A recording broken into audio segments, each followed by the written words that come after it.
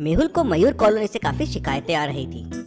मयूर colony में 10 तारीख को राजेश जी के घर पे फ्लैट नंबर 32 पे चोरी हुई। उसके बाद मयूर कॉलोनी में ही 12 तारीख को समीर जी के यहाँ पे फ्लैट नंबर 35 में चोरी हुई। उसके बाद 14 तारीख को तनवीर जी के यहाँ पे फ्लैट नंबर 38 में चोरी हुई। तीनों लोगों की एक ही शिकायत थी, दिन दहाड़े उनके घर से पैसे लूटे गए हैं। और जब उन्होंने चोर को पकड़ने की कोशिश की तो घर से बाहर निकलते ही चोर अचानक गायब हो गया और बाद में दिखा ही नहीं। मेहुल सोचने लग जाता है, ऐसा कैसे होता है कि लोग चोर का पीछा करते हैं और फिर वो गायब हो जाता है। कहीं इनविजिबल चोर वापस तो नहीं आ गया। मेहुल चोर के चोरी के पैटर्न को समझने की कोशिश करता है। पैटर्न है 10R32, मतलब 10 तारीख को राजेश जी के यहाँ फ्लैट नंबर 32 में चोरी हुई, तो 10R32। वैसे ही 12 तारीख और 14 तारीख का पैटर्न है। तो आप सोचिए और मुझे बताइए अगला पैटर्न क्या बनेगा। सोचिए और मुझे अपना आंसर कमेंट करके बताएं।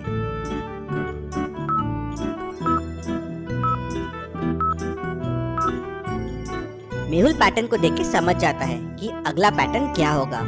डेट जो है वो एक एक दिन छोड़ के है, 10, 12, 14, मतलब अगली डेट हो जाएगी 16। नेम अल्फाबेटिकल ऑर्डर में है तो RST, अगला आ जाएगा U, और नंबर्स 3 छोड़ के है तो 32, 35, 38, नेक्स्ट हो जाएगा 41। तो पैटर्न हो जाएगा 16U41। अब मयूर कॉलोनी में फ्लैट नंबर 41 में उज्जवल जी रहते हैं। अब उनके घर चोरी होने वाली है। मेहुल उनके घर पहुंच जाता है। मेहुल मिस्टर उज्जवल के घर पे धूप में खड़ा था और चोर के आने का इंतजार कर रहा था। उज्जवल जी के घर पे ताला लगा हुआ था। लगता है उज्जवल जी बाहर गए हुए हैं। तभी मेहुल को उज्जवल जी के घर से कुछ आवाजें आती है। मेहुल को लगता है चोर अंदर तो नहीं, तो वो उज्जवल जी के घर का ताला तोड़ने की कोशिश करता है। इस लॉक को देख के आप बता सकते हैं लॉक को ओपन करने का कोड क्या होगा। सोचिए और मुझे आपका आंसर कमेंट करके बताएं।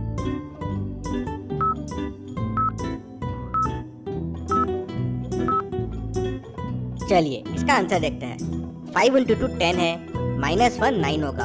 10 × 11 110 होगा, -1 109 होगा। वैसे ही 19 × 8 हो जाएगा 152 और -1 हो जाएगा 151। मेहुल जैसे ही 151 कोड डालता है लॉक खुल जाता है। मेहुल देखता है कि अंदर कोई भी नहीं है। तभी कोई पीछे से आता है, मेहुल को जोर से धक्का मारता है तो मेहुल गिर जाता है। उसके बाद वो चोर जल्दी से अंदर आता है, बहुत सारा पैसा लेता है और पैसा लेके भागने लगता है। मेहुल भी चोर को पकड़ने के लिए उसके पीछे भागने लगता है। चोर घर से बाहर निकल जाता है। मेहुल भी चोर के पीछे पीछे घर से बाहर निकलता है। बाहर निकलते ही चोर गायब हो जाता है। मेहुल ये देख शॉक हो जाता है। उसे कुछ समझ में नहीं आता कि ये गायब कैसे हो गया। तभी वहाँ मिस्टर उज्जवल भी आ जाते हैं। मेहुल उन्हें पूरी घटना बताता है, लेकिन मिस्टर उज्जवल कहते हैं हमने उस चोर के लिए हाई सिक्योरिटी गेट लगवा के रखा था, जिससे कोई समझदार आदमी ही खोल सकता था। आपने वो गेट खोल दिया, आपके वजह से हमारे घर पे चोरी हो गई है। अब आप मुझे वो पैसा लाके देंगे। मेहुल सोच में पड़ जाता है कि उस टाइम चोर कहाँ था। मेहुल उज्जवल के घर के सामने के CCTV फुटेजेस देखता है। उन्हें देख के वो समझ जाता है कि चोर कहाँ छुपा था। क्या आप इन दोनों फुटेजेस को देख के बता सकते हैं इनविजिबल चोर कहाँ था? सोचिए और मुझे आपका आंसर कमेंट करके बताएं।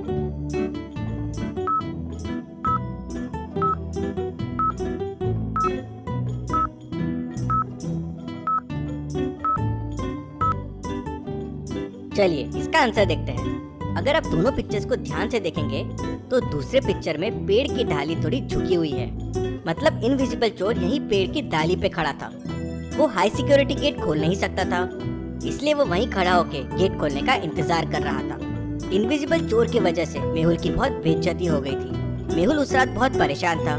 अगले दिन मेहुल भूल भुलैया साइंटिस्ट के पास जाता है, यह जानने के लिए कि ये इनविजिबल चोर वापस कैसे आ गया।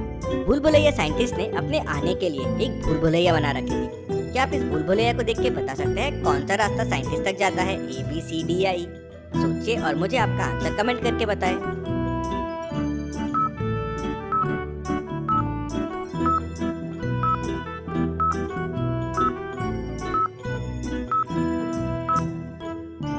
चलिए इसका आंसर देखते हैं। रास्ता D भूल भुलैया साइंटिस्ट तक जाता है कुछ इस तरह से। मेहुल रास्ता D लेता है और साइंटिस्ट तक पहुंच जाता है। आज साइंटिस्ट मजाक के मूड में है। भूल भुलैया साइंटिस्ट ने अपने क्लोन्स बना दिए हैं।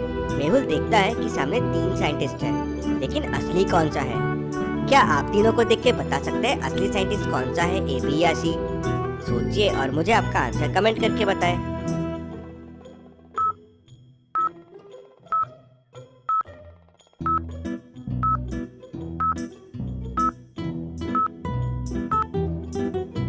चलिए इसका आंसर देखते हैं। बी ने स्टेथोस्कोप लगाया हुआ है। साइंटिस्ट नहीं, डॉक्टर्स लगाते हैं स्टेथोस्कोप, मतलब बी तो नहीं है।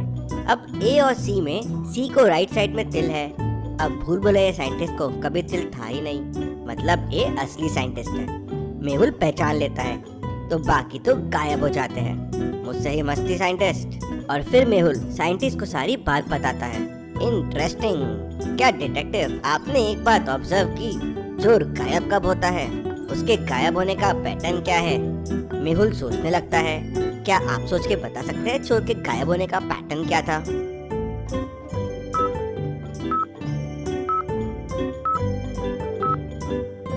ओह, चोर घर के अंदर दिखता है लेकिन बाहर आते ही गायब हो जाता है, मतलब उसे गायब होने के लिए धूप चाहिए। हाँ करेक्ट, धूप की मदद से वो गायब हो रहा है। अगर किसी तरह उसे धूप ना मिले तो उसे देखा जा सकता है और पकड़ा जा सकता है। ठीक है, कल मैं उसे पकड़ने के लिए प्लान बनाता हूँ। पैटर्न के हिसाब से मेहुल अगले दिन विघ्नेश के घर पहुँच जाता है, लेकिन मयूर विहार में 2 लोगों का नाम विघ्नेश है। क्या आप पता कर सकते हैं चोर किस विघ्नेश के घर जाएगा, ए या बी? सोचिए और मुझे आपका आंसर कमेंट करके बताएं।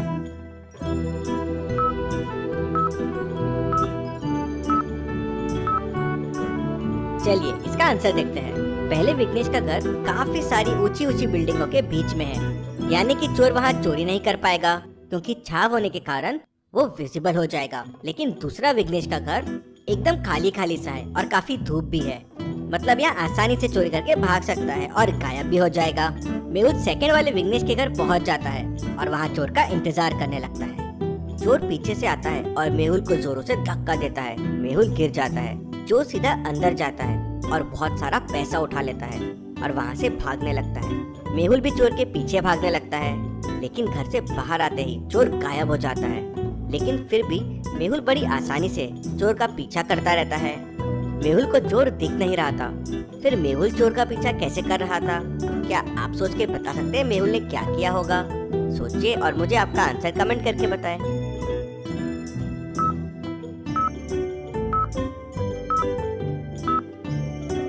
मेहुल ने पैसों में एक ट्रैकर छुपा दिया था, जिससे मेहुल चोर की लोकेशन को ट्रैक कर सके।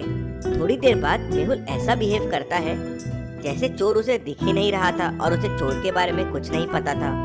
मेहुल चोर को भागने देता है। इस बार मेहुल सिर्फ चोर को नहीं, उसकी पूरी गैंग को पकड़ना चाहता था। इनविजिबल चोर वहाँ से निकल जाता है। मेहुल अपना फोन निकाल के चोर को ट्रैक करना शुरू कर देता है। पर क्या मेहुल इनविजिबल चोर और उसकी पूरी गैंग को पकड़ पाएगा? देखते हैं अगले हफ्ते।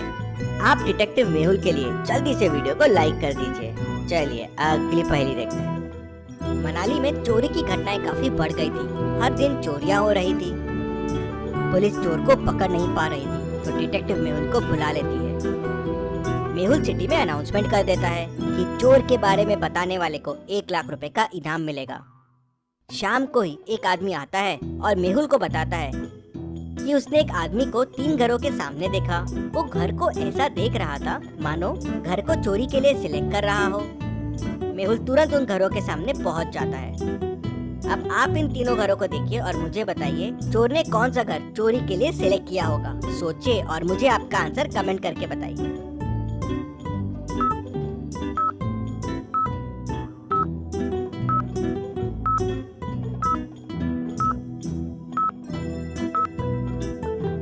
चलिए इसका आंसर देखते हैं। पहला घर तो सेल पे है, चोरी के लिए यहाँ कुछ नहीं मिलेगा। दूसरे घर की लाइट चालू है, काफी स्लीपर्स भी बाहर रखी हुई है, चोरी करना यहाँ थोड़ा रिस्की है। तीसरा घर लॉक्ड दिख रहा है और घर के रास्ते में बर्फ है, मतलब काफी टाइम से ओनर यहाँ है नहीं। ये घर बेस्ट रहेगा चोरी के लिए। मेहुल पहले से ही वहाँ मौजूद होता है। चोर आता है तो उसे पकड़ लेता है। मेहुल की समझदारी के लिए वीडियो को 1 लाइक तो जरूर बनता है। चलिए अगली पहेली देखते हैं। मेहुल झाड़ से बंधा हुआ है। अगर मेहुल पे टाइगर आक्रमण करता है और या भालू आक्रमण करता है तो आपको क्या लगता है दोनों में से क्या सेफ होगा, टाइगर या भालू? सोचिए और मुझे आपका आंसर कमेंट करके बताएं।